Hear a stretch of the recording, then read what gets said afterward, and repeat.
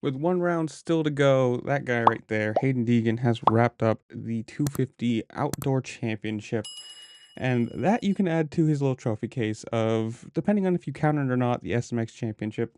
I count it because it still counts. It's still a thing. Still has to race, still has to beat people, and this is, I mean, pretty cool for him. You say he turned pro 2022, he's two-time East runner-up, he's got a SMX Championship, he's now got a outdoor championship. I think, if correct me if I'm wrong, comments down below. You win the outdoor, you get to pick a single digit.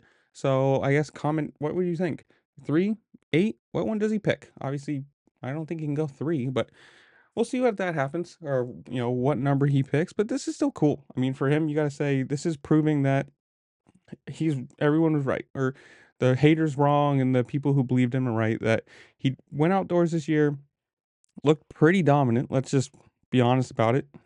Was he 90, 100 points up, something like that? He had a pretty good year. And this is what he's got to do. He's got to go out, he's got to win, he's got to prove to everybody that he is not the silver spoon in mouth kid. He does have the speed and the talent and the work ethic and whatever you want to call it, whatever cliche you want to put onto it, he's proving it. He's not the kid that had all of the money and all the best gear and just is out there running around in 10th or 12th because he's got, money to blow. He's had, yes, you got to say he has had all the best gear, best trainers, best sponsors, but he's showing that he's proving it, or proved that he's worth it. These are people who have put the money, put the time in, put the effort in, whether it's his family, him, everyone around him, he is proving that he's deserving of it. Going out, and he's not just rolling around in fifth and saying, "Yeah, I'm doing okay." No, he's pushing for wins. He's taking overalls. He's getting podiums.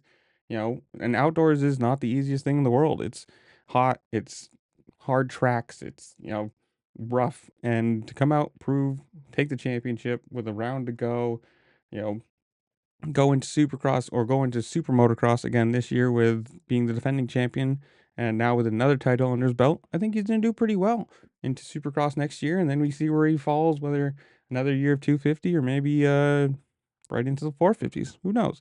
But comment down below. Tell me what you think. As you go 450 next year, are you happy about this? Do you like Deegan? Do you not like Deegan?